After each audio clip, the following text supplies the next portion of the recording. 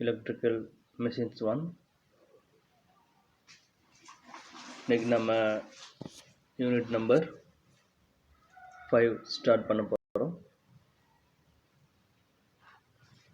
Electrical machines 1ல unit 5 storage batteries. இதுக்கு முன்னாடி நம்ம 4 யூனிட்ஸ் பார்த்துருக்கோம். டிசி ஜெனரேட்டர் ஃபர்ஸ்ட் யூனிட்டில், செகண்ட் யூனிட்டில் டிசி மோட்டார், தேர்ட் யூனிட்டில் சிங்கிள் பேஸ் டிரான்ஸ்ஃபார்மர், ஃபோர்த் யூனிட்டில் 3 பேஸ் டிரான்ஸ்ஃபார்மர்ஸ் பார்த்தோம். இப்போ ஃபிஃப்த் யூனிட்டில் வந்து ஸ்டோரேஜ் பேட்டரிஸ். இது ஏற்கனவே நம்ம பார்த்த அந்த 4 யூனிட்டுக்குமே சம்மந்தமே இல்லாத ஒரு டாபிக். அதாவது ஈஸி, அதாவது ஒவ்வொரு யூனிட்டுக்கும் போர்டு எக்ஸாமினேஷனில் 20 மார்க் கொடுப்பாங்க, 10 மார்க் கொஸ்டினில். அதில் ஈஸியாக 20 மார்க் நீங்கள் வாங்குறதுக்கு இந்த யூனிட் ரொம்ப ஹெல்ப்ஃபுல்லாக இருக்கும். நான் எப்பயுமே ஸ்டூடெண்ட்ஸை சொல்லும்போது, போர்டு எக்ஸாமினேஷனில் ஃபஸ்ட்டு எல்லோரும் 5th யூனிட்டில் 10 மார்க் கொஸ்டின்ஸ் எழுதும்போது 5th யூனிட் சார்ஜ் பண்ணுங்கள் முதல்ல அப்படின்னு சொல்லுவேன். ஏன்னா 5th யூனிட்டில் தான் ரொம்ப குறைஞ்ச 10 மார்க் கொஸ்டின்ஸ் இருக்குது. மிஞ்சி போனால் மேக்ஸிமம் போனால் ஒரு 6 கொஸ்டின் தான் இருக்கும், பிக் கொஸ்டின்ஸு. இந்த 6 கொஸ்டினில் 4 கொஸ்டின் உங்களுக்கு போர்டு எக்ஸாமினேஷன் வந்துடும். ஸோ இப்போ பாருங்கள், அதுலேயும் இதில் உங்களுக்கு ரொம்ப கஷ்டமான டயக்ராமோ டெரிவேஷன் அந்த மாதிரி எதுவுமே கிடையாது. ரொம்ப சிம்பிளான தியரி கொஸ்டின்ஸ் தான். ஸோ அதனால் இந்த மெஷின்ஸ் எந்த ஒரு தியரி சப்ஜெக்டாக இருந்தாலும் 75க்கு 30 மார்க் எடுத்தா பாஸ். அப்போ இந்த 5th யூனிட்டில் நீங்கள் 2 பிக் கொஸ்டின் எழுதுனீங்கன்னு வச்சிங்களேன், கரெக்டாக நீட்டாக டயக்ராம் போட்டு ஆன்சர் ப்ரெசன்டேஷன் எடுத்திங்கன்னா உங்களுக்கு 10க்கு 10 கூட கொடுத்துருவாங்க இந்த யூனிட்டை பொறுத்த வரைக்கும். அதனால் ஈஸியாக 20 மார்க் எடுத்துட்டு அதுக்கப்புறம் 10 மார்க்கு தான் நீங்கள் பாஸ் ஆகிறது. மிச்சம் 4 யூனிட் இருக்குது, அதில் 10 மார்க் உங்களால் எடுக்க முடியாதா? அதனால் இந்த சப்ஜெக்டை பொறுத்த வரைக்கும் மிஷின்ஸில் ஃபெயில்ன்ற வார்த்தைக்கு அர்த்தமே கிடையாது. நீ ஏன் கண்டிப்பாக நான் ஃபெயில் ஆவேன் அப்படின்னு சொன்னால் மட்டும்தான் ஃபெயில் ஆக முடியும். ஸோ அந்த மாதிரியான ஒரு டாபிக் இது. இந்த யூனிட் ஸ்டோரேஜ் பேட்டரிஸ் அப்படின்றது.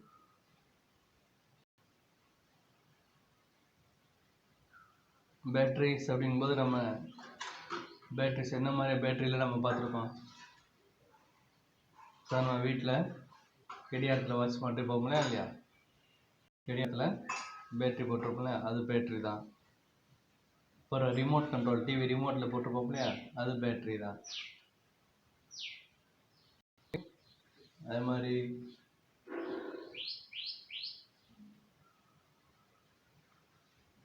செல்ஃபோனில் பேட்ரி இருக்கும். ஸோ இந்த மாதிரி ஒவ்வொரு மாதிரியான பேட்ரி, அதே மாதிரி பஸ்ஸு, லாரி, 2 வீலர்ஸ், 4 வீலர்ஸ் இதெல்லாம் பேட்ரி இருக்கும். ஸோ இந்த பேட்டரிஸ் பொறுத்த வரைக்கும் இந்த பேட்டரியோட voltage rating, ampere hour rating, இது எல்லாமே டிஃபர் ஆகும். நம்ம எங்கெங்கே பயன்படுத்துகிறோமோ இந்த பயன்பாடுக்கு தகுந்தாப்பில் அதோட அப்ளிகேஷன்ஸ், அதோட இடத்துக்கு இடம் மாறுபடும். இப்போ வீட்டில் கடியாரத்தில் இருக்குது அப்படின்னா பேட்டரி மாட்டினோம்னா மேக்ஸிமம் எவ்வளோ மாட்டலாம், எத்தனை வோல்ட் பேட்டரி வரைக்கும் நம்ம யூஸ் பண்ணலாம் நார்மலாக?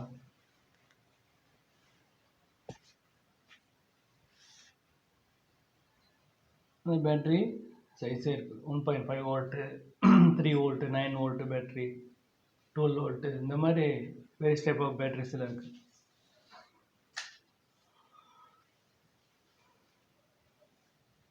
இதே பஸ்ஸு, லாரி இதெல்லாம் எடுத்தோம்னா அதில் ஒரு 24 வோல்ட் பேட்டரி, 24 வோல்ட் பேட்டரிஸை யூஸ் பண்ணுவாங்க. இந்த மாதிரி இடத்து அந்தாப்பில் சேஞ்ச் ஆகும். அந்த வகையில்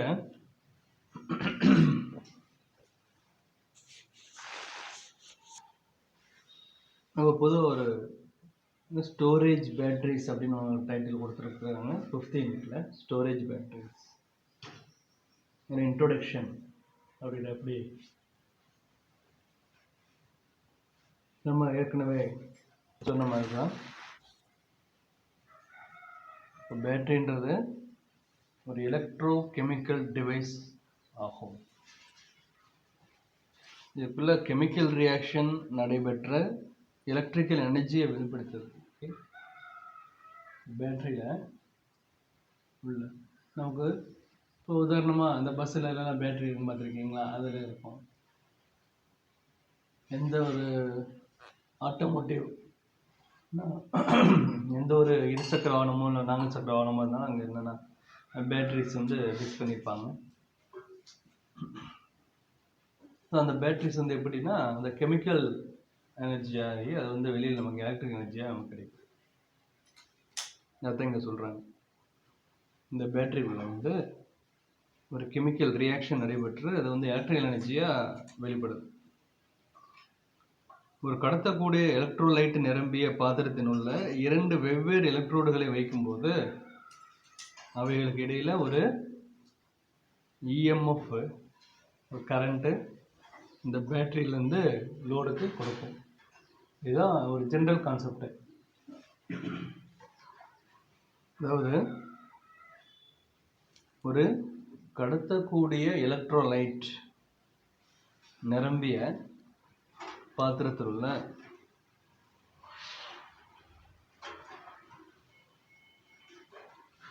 இரண்டு வெவ்வேறு எலக்ட்ரோடுகளை வைக்கும்போது அவைகளுக்கு இடையில ஒரு இஎம்எஃப் ஒரு கரண்ட்டு ஆனது ஃபார்ம் ஆக அது வந்து பேட்டரிக்கு வந்து லோடு கொடுக்கும். இதுதான் நார்மலாக ஒரு பேட்டரின்னு சொல்லணும்.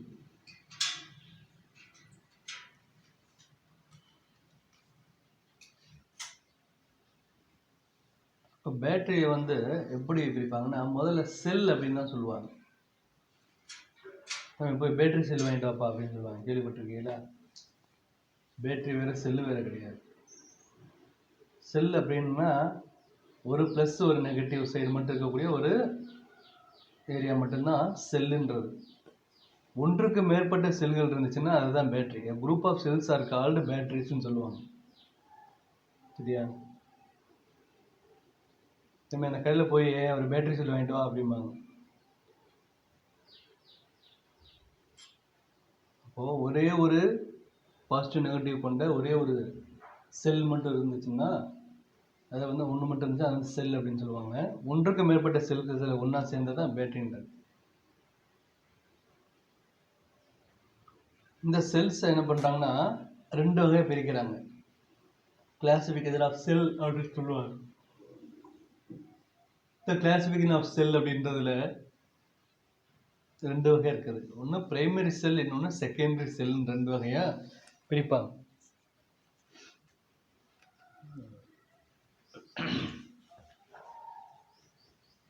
பிரைமரி செல், செகண்டரி செல். பிரைமரி செல் அப்படின்னா என்ன அப்படின்னா பிரைமரி செல் அப்படின்றது வந்து கெமிக்கல் எனர்ஜியை எலக்ட்ரிக்கல் எனர்ஜியாக மாற்றக்கூடிய தன்மை கொண்டது தான் பிரைமரி செல்ன்றது.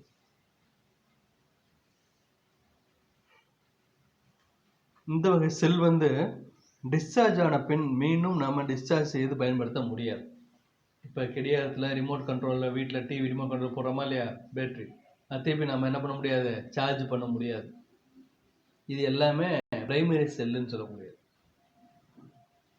அது பிரைமரி செல்னா என்னன்னா பிரைமரி செல் என்பது கெமிக்கல் எனர்ஜியை எலக்ட்ரிக்கல் எனர்ஜியாக மாற்றக்கூடிய தன்மையை கொண்டது தான் இந்த பிரைமரி செல் அப்படின்றது. ஸோ இந்த வகையான செல்லு டிஸ்சார்ஜ் ஆன பின்னாடி நம்ம என்ன பண்ண முடியாது, மீண்டும் சார்ஜ் செய்து பயன்படுத்த முடியாது. இதுக்கு எக்ஸாம்பிள் வந்து என்னென்னா ட்ரை செல் சொல்லுவாங்க, இன்னொன்று வோல்டாயிக் செல்லு, இன்னொன்று டேனியல் செல். இந்த மாதிரி 3 வகையான டைப் ஆஃப் செல்ஸ் இருக்குது. இதெல்லாம் பிரைமரி செல்ஸ். அடுத்து இன்னொன்று பார்த்தோம்னா செகண்டரி செல்ஸ்ன்பாங்க. 2வது வகை செல் செகண்டரி செல். இந்த செகண்டரி செல்ன்றது என்னது, டிஸ்சார்ஜ் ஆன செல்லை சார்ஜ் பண்ணி மீண்டும் பழைய நிலைக்கு நம்ம கொண்டு வந்து பயன்படுத்தக்கூடிய வகையில் உள்ள செல்கள் எல்லாத்துக்குமே செகண்டரி செல்லும்பாங்க. உதாரணமாக அந்த லாரி, பஸ்ஸு, இந்த மாதிரி 4 வீலர்ஸ் எல்லாம் வச்சுருப்பாங்களே அந்த பேட்டரி, அதில் என்ன பண்ணலாம்னா திருப்பி நம்ம எடுத்து என்ன பண்ணலாம்னா தனியாக பேட்டரி சார்ஜர் அப்படின்னு ஒரு யூனிட்டே இருக்குது. ஸோ அந்த பேட்டரி சார்ஜர் கொண்டு போய் அந்த பேட்டரி கொடுத்தோம்னா ஆட்டோமேட்டிக்காக என்ன பண்ணலாம், சார்ஜ் பண்ணலாம். அது மாதிரி இந்த யூபிஎஸ்லாம் சொல்கிறோமா இல்லையா, பேட்டரி வச்சுருப்பாங்களே யூபிஎஸ் கனெக்ஷன், அது எல்லாமே என்ன பண்ணலாம்னா அந்த மாதிரி பேட்டரி சார்ஜரில் கொண்டு போய் வச்சு அதை கனெக்ட் பண்ணோம்னா ஆட்டோமேட்டிக்காக இந்த பேட்டரி சார்ஜ் ஆகும். ஸோ இந்த செகண்டரி செல்ஸ் அப்படின்னு சொல்லும்போது அதுக்கு என்னென்ன எக்ஸாம்பிள்ஸ் அப்படின்னு பார்த்தோம்னா லெட் ஆசிட் செல், இன்னொன்று ஆல்கலைன் செல் அப்படின்னு சொல்லுவாங்க. ஸோ இந்த செகண்டரி செல்ஸ் எல்லாத்தையும் என்ன பண்ணுவாங்கன்னா 2 வகை பிரிப்பாங்க. ஒன்று லெட் ஆசிட் செல்லு, இன்னொன்று அல்கலைன் செல், 2 வகையாக பிரிப்பாங்க. இதுதான் செகண்டரி செல்லுன்றது. இந்த செகண்டரி செல்லானது சார்ஜிங் டைமில் எலக்ட்ரிக்கல் எனர்ஜியை கெமிக்கல் எனர்ஜியாக மாற்றி ஸ்டோரேஜ் செய்து கொள்ளும். அதான் இதில் ஒரு முக்கியமான ஒரு கான்செப்ட் தான். இந்த செகண்டரி செல்லோட ஒர்க் என்னென்னா சார்ஜிங் டைமில் சார்ஜ் ஆகிட்டு இருக்கும் பொழுது இந்த எலக்ட்ரிக்கல் எனர்ஜியை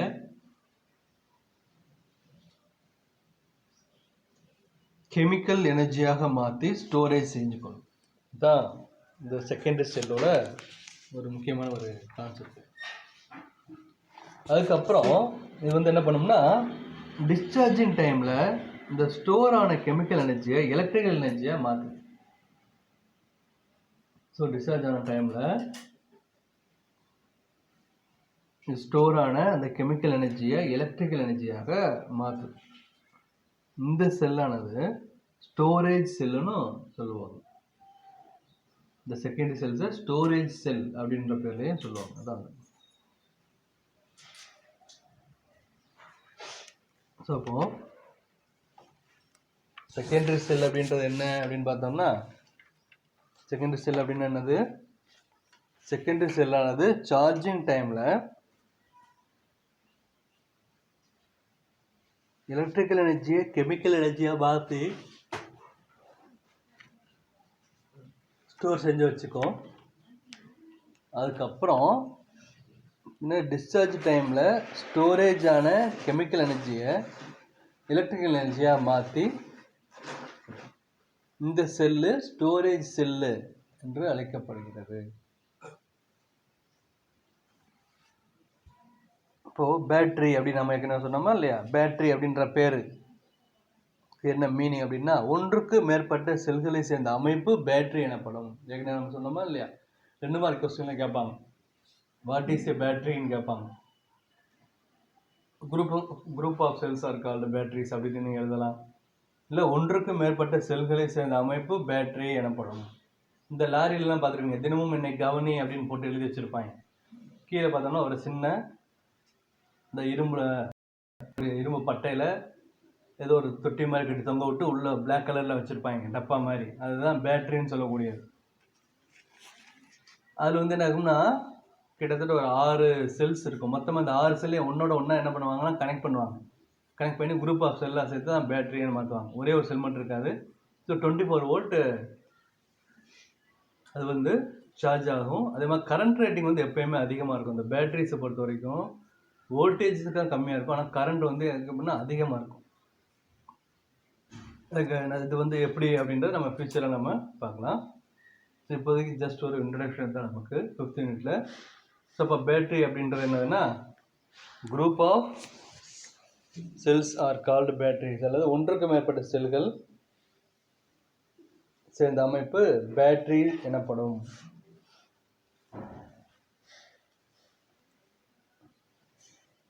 இதில்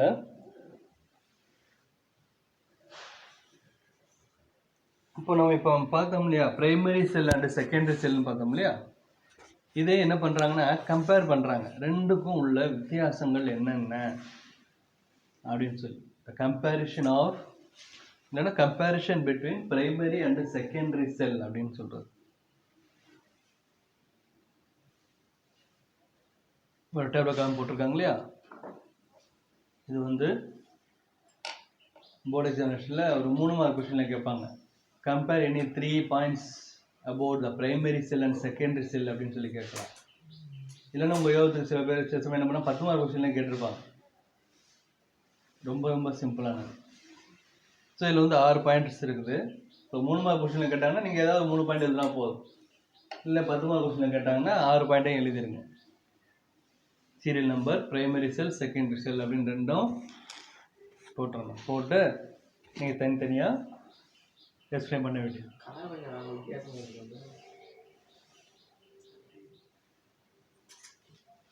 இப்போ இந்த கம்பேரிஷன் பாருங்க. நம்பர் 1 முதல் பாயிண்ட் பாருங்க.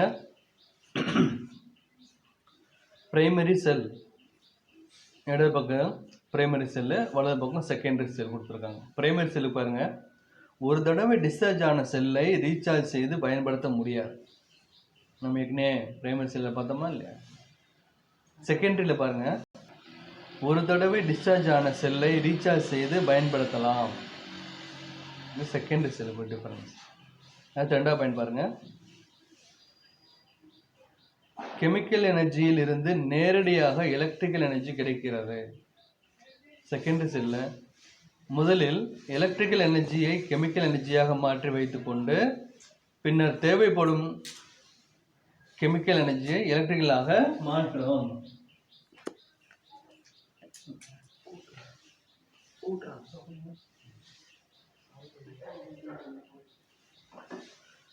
அப்போ இந்த செகண்டரி செல்ன்றது என்ன அப்படின்னா, கெமிக்கல் எனர்ஜியை இந்த நேரடியாக எலக்ட்ரிக்கல் எனர்ஜியாக கிடைக்குது. இதே செகண்டரி செல் வந்து முதலில் எலக்ட்ரிக்கல் எனர்ஜியை கெமிக்கல் எனர்ஜியாக மாற்றி வைத்துக்கொண்டு பின்னர் தேவைப்படும் போது, புக்கில் பார்த்தீங்கன்னா எலிமிக்கல் அப்படின்னு போட்டிருக்காங்க. கெமிக்கலுக்கு எலிமிக்கல் அப்படின்ட்டு ஸ்பெல்லிங் கொடுத்துருக்காங்க. அதை நீங்கள் அடிச்சுட்டு கெமிக்கல் அப்படின்னு எழுதிக்கங்க. அதாவது ரெண்டாவது பாயிண்டில் செகண்டரி செல்லில் பின்னர் தேவைப்படும் போது கெமிக்கல் எனர்ஜியை எலக்ட்ரிக்கல் எனர்ஜியாக மாற்றும் அப்படின்றத நோட் பண்ணிக்கணும். சரியா? அடுத்த மூணாவது பாயிண்ட் பாருங்க, கெப்பாசிட்டி மற்றும் எஃபிஷியன்சி குறைவாக இருக்கும். அது செகண்டரி செல்லில் பாருங்க, கெப்பாசிட்டி மற்றும் எஃபிஷியன்சி அதிகமாக இருக்கும். நான் சொன்னேன்னா இல்லையா, வோல்டேஜ் ரேட்டிங் கொஞ்சம் குறைவாக இருக்கும், ஆனால் அதோட கரண்ட் ரேட்டிங் தான் ஜாஸ்தியாக இருக்கும். பேட்டரியை பொறுத்த வரைக்கும் கரண்ட் ரேட்டிங்கு அதிகமாக இருக்கும். அதை தான் இங்கே சொல்ல வரேன். கெப்பாசிட்டி மற்றும் எஃபிஷியன்சி குறைவாக இருக்கும், இங்கே கெப்பாசிட்டி மற்றும் எஃபிஷியன்சி அதிகமாக இருக்கும். அதே மாதிரி பிரைமரி செல்லில் பாருங்கள், 4வது பாயிண்ட்டு எடை குறைவு, எடை அதிகம். இப்போ நம்ம கடிகாரத்தில் அதே மாதிரி ரிமோட் கண்ட்ரோலில் போடுற பேட்டரியில் எப்படி இருக்கும் பார்த்தீங்களா, சின்ன நம்ம விரல் சைஸ் தான் இருக்கும், வெயிட் கம்மி. ஆனால் இந்த பஸ்ஸு லாரிலாம் பாருங்கள், இருக்க பேட்டரி பாருங்கள், வெயிட் வந்து அதிகமாக இருக்கும். இதுதான் இங்கே சொல்லக்கூடிய பாயிண்ட். செகண்டரி செல் வந்து எடை அதிகம். அதே மாதிரி பிரைமரி செல்லில் லைஃப் குறைவு, செகண்டரி செல்லில் லைஃப் அதிகம். ஏன்னா பிரைமரி செல்லை வந்து சார்ஜ் வந்து போயிடுச்சு அப்படின்னா திருப்பி அதை என்ன பண்ண முடியாது, யூஸ் பண்ண முடியாது, அதை தூக்கி போட்டுறணும், தூக்கி புதுசு தான் வாங்கணும். ஆனால் செகண்டரி வந்து லைஃப் அதிகமும் கொடுத்துருக்காங்க. அப்போ என்ன அர்த்தம், ஒன் சார்ஜ் கொஞ்சம் என்ன பண்ணலாம், நம்ம திருப்பி அதை சார்ஜ் பண்ணி திருப்பி யூஸ் பண்ணிட்டே இருக்கலாம். அதனால லைஃபு அதிகம் கொடுத்துருக்கும். 6வது பாயிண்டில் பார்த்தீங்கன்னா விலை குறைவு, பராமரிப்பு அதிகம் தேவையில்லை, மெயின்டெனன்ஸ். ஆனால் செகண்டரி செல்லில் விலை அதிகம், மெயின்டெனன்ஸ் காஸ்ட்டும் அதிகம். ஸோ பிரைமரி செல்லில் விலை குறைவு, ஆனால் பராமரிப்பு அதிகம் தேவையில்லை. ஏன்னா இந்த பிரைமரி செல்லில் மெயின்டெனன்ஸ் வார்த்தைக்கு இடமே கிடையாது. நமக்கு வாங்கணும், யூஸ் பண்ணோம், தூக்கி போட்டோம், அவ்வளோதான். ஆனால் செகண்டரியில் அப்படி கிடையாது. இப்போ இந்த பஸ்ஸு லாரிலாம் இருக்கக்கூடிய அந்த பேட்டரிலாம் பார்த்தீங்கன்னா மேலே 2 மூடி மாதிரி வச்சுருப்பாங்க. 2 கார்னர்லேயே 2 மூடி மாதிரி இருக்கும். அந்த மூடி திறந்து உள்ளே பார்த்தோம்னா பிளேட்டாக இருக்கும் உள்ளே. சரியா? அதுதான் பாசிட்டிவ் பிளேட், நெகட்டிவ் பிளேட்னு உள்ளே பிரிப்பாங்க. அடுத்து நம்ம கன்ஸ்ட்ரக்ஷன் ஆஃப் பேட்டரி பார்க்கும்போது அது நமக்கே தெரியும். அதுக்குள்ளே தண்ணி மாதிரி ஊற்றி வச்சுருப்பாங்க. அதுக்கு பேர் என்னென்னா டிஸ்டில்டு வாட்டர்னு சொல்லுவாங்க. டிஸ்டில்டு வாட்டர்னா பியூர் டிஸ்டில் வாட்ரு. இந்த டிஸ்டில் வாட்டர் வந்து பெட்ரோல் பங்கில் தான் கிடைக்கும். பார்க்குறதுக்கு தண்ணி மாதிரி தான் இருக்கும். நம்ம மினரல் வாட்டர் வாங்கி குடிக்கிறோமா இல்லையா, அதே மாதிரி தான் இருக்கும். ஆனால் அது தண்ணி நினச்சி குடிச்சக்கூடாது. பியூர் டிஸ்டில் வாட்டர், சுத்தமான வாட்டர்ன்றது. இதை நம்ம கெமிஸ்ட்ரி லேப்லையும் யூஸ் பண்ணுவோம், டிஸ்டில் வாட்டர்னு சொல்லி. அந்த தண்ணி நம்ம குடிக்கலாம். கெமிஸ்ட்ரி லேபில் டிஸ்டில்டு வாட்டர்னு ஒன்று யூஸ் பண்ணுவாங்க. அந்த தண்ணி நம்ம என்ன பண்ணலாம், குடிச்சு டேஸ்ட் பண்ணி பார்க்கலாம். சுத்தமான தண்ணீர், பியூர் வாட்டர். மினரல் வாட்டர்னு சொல்லுவாங்க, அதையெல்லாம் தாண்டி இன்னும் சுத்தமான வாட்டர் தான் கெமிஸ்ட்ரி லேபில் யூஸ் பண்ணக்கூடியது, அந்த பியூர் டிஸ்டில் வாட்டர் அப்படின்றது. ஆனால் இங்கே பேட்டரிக்கு ஊற்றக்கூடிய டிஸ்டில் வாட்டர் வந்து ஃபுல்லாக கெமிக்கல் சேர்ந்தது. கொஞ்சம் கூட உள்ளே ஊற்றினாலும் வச்சுக்கோ, ஒரு 100 ml உள்ளே போச்சுன்னு வச்சுக்கோ, அவ்வளோதான், ஆள் அவுட் ஆயிடும், செத்துருவேன். சரியா?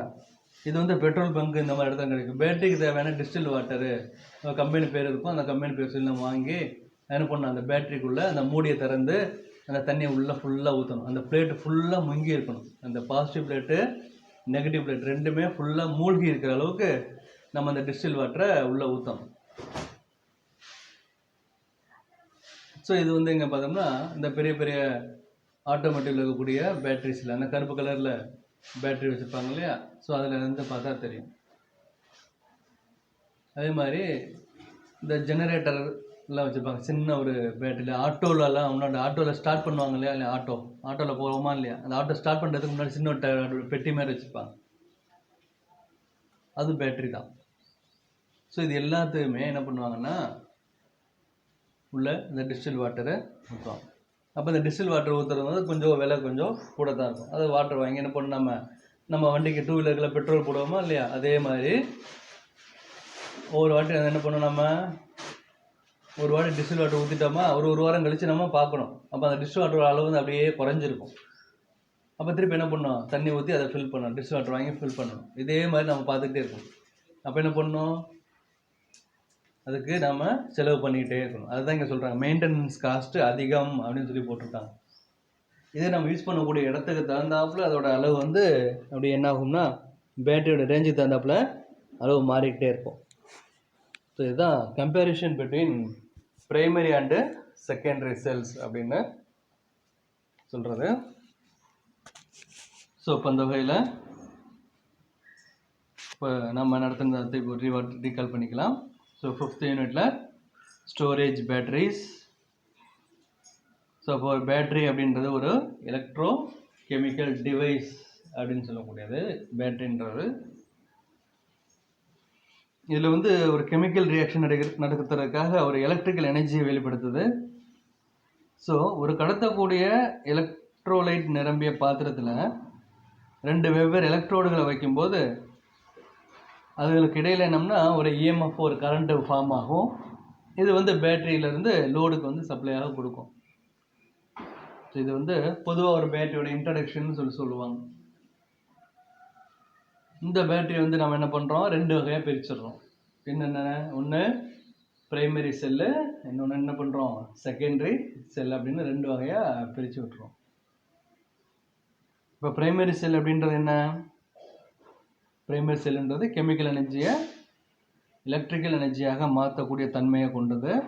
இந்த வகை செல்லு டிஸ்சார்ஜ் ஆன பின் மீண்டும் சார்ஜ் செய்து பயன்படுத்த முடியாது. நீங்கள் எக்ஸாமினேஷனில் 2 மார்க் கொஸ்டினில் கேட்பாங்க, டிஃபைன் பிரைமரி செல் அப்படின்னு சொன்னாவே இந்த வார்த்தை கண்டிப்பாக இருக்கணும். டிஸ்சார்ஜ் ஆன பிறகு திரும்பவும் அதை என்ன பண்ண முடியாது, பயன்படுத்த முடியாத வார்த்தை இருந்தால் தான் உங்களுக்கு மார்க் கொடுப்பாங்க. நீ ஒரு பக்கத்துக்கு நீ எழுதினாலும் இந்த ஒரு வார்த்தை இல்லை அப்படின்னா உனக்கு மார்க் கொடுக்கவே மாட்டாங்க. அதுதான் ரொம்ப முக்கியமான ஒரு விஷயமே. டிஸ்சார்ஜ் ஆன பிறகும் இந்த வகை செல்லை டிஸ்சார்ஜ் ஆன பின்னும் மீண்டும் சார்ஜ் செய்து பயன்படுத்த முடியாது அப்படின்றது. இன்றைக்கு எக்ஸாம்பிள் என்னென்ன அப்படின்னு பார்த்தோம்னா dry cell, voltaic cell and Daniel செல்னு சொல்லக்கூடிய இந்த 3. அடுத்து பார்த்தோம்னா செகண்டரி செல். அப்போ செகண்டரி செல் அப்படின்றது என்ன, டிஸ்சார்ஜ் ஆன செல்லை சார்ஜ் செய்து மீண்டும் பழைய நிலைக்கு கொண்டு வந்து பயன்படுத்தும் வகையில் உள்ள செல்களுக்கு செகண்டரி செல் என்று பெயர். ஓகேவா? அதாவது டிஸ்சார்ஜ் ஆன செல்லை சார்ஜ் செஞ்சு மீண்டும் பழைய நிலைக்கு வந்து பயன்படுத்தும் வகையில் உள்ள செல்களுக்கு தான் செகண்டரி செல் என்று பெயர். இதுக்கு example lead acid cell, alkaline cell. Maximum lead acid cell தான் பயன்படுத்துகிறாங்க. அதாவது நம்ம எந்த இடத்துல பயன்படுத்துகிறோமோ அந்த இடத்துக்கு தகுந்தாப்புல அந்த அப்ளிகேஷன் தகுந்தாப்புல என்ன பண்ணுவாங்கன்னா ஃபுல்லாக பேட்டரிஸ் எல்லாமே யூஸ் பண்ணுவாங்க. இப்போ இதில் இந்த செகண்டரி செல்லானது சார்ஜிங் டைமில் எலக்ட்ரிக்கல் எனர்ஜியை கெமிக்கல் எனர்ஜியாக மாற்றி ஸ்டோர் பண்ணி வச்சுக்கும் இந்த செகண்டரி செல்லு. அதுக்கப்புறம் டிஸ்சார்ஜிங் டைமில் ஸ்டோர் ஆன இந்த கெமிக்கல் எனர்ஜியை எலக்ட்ரிக்கல் எனர்ஜியாக மாற்றும் இந்த செல்லு ஸ்டோரேஜ் செல் அப்படின்னு பேர். அப்போ பேட்டரி அப்படின்றது என்ன, பொதுவாக அப்போ ஒன்றுக்கு மேற்பட்ட செல்கள் சேர்ந்த அமைப்பு தான் பேட்டரி அப்படின்னு சொல்லக்கூடியது. இதுதான் பேட்டரிஸ் அப்படின்னு சொல்லுவோம். அடுத்து இப்போ comparison between primary and secondary cell பார்த்தோம். சரி, நம்பரில் primary cell secondary cell. Number 1, ஒரு தடவை டிஸ்சார்ஜ் ஆன செல்லை ரீசார்ஜ் செய்து பயன்படுத்த முடியாது. செகண்டரி செல்லை ஒரு தடவை டிஸ்சார்ஜ் ஆன செல்லை ரீசார்ஜ் செஞ்சு பயன்படுத்தலாம். அடுத்து ரெண்டாவது, கெமிக்கல் எனர்ஜியிலிருந்து நேரடியாக எலக்ட்ரிக்கல் எனர்ஜி கிடைக்குது. அதுக்கடுத்து செகண்டரியில் முதல்ல எலக்ட்ரிக்கல் எனர்ஜியை கெமிக்கல் எனர்ஜியை மாற்றி பின்னர் தேவைப்படும் போது கெமிக்கல் எனர்ஜியை எலக்ட்ரிக்கல் எனர்ஜியாக மாற்றும் அப்படின்றது. அடுத்து 3ஆவது பாயிண்ட்டு, கெப்பாசிட்டி மற்றும் எஃபிஷியன்சி குறைவாக இருக்கும், கெப்பாசிட்டி மற்றும் எஃபிஷியன்சி அதிகமாக இருக்கும். அடுத்து எடை குறைவு, எடை அதிகம். அடுத்து லைஃப் குறைவு, லைஃப் அதிகம். பிரைமரி செல்ல விலை குறைவு, பராமரிப்பு அதிகம், தேவையில்லை. அண்ட் செகண்டரி செல்ல விலை அதிகம், மெயின்டெனன்ஸ் காஸ்ட்டும் அதிகம். தான் ஒரு comparison between primary and secondary cells. இது ஒரு பேட்டரியோட இன்ட்ரோடக்ஷன். தேங்க்யூ.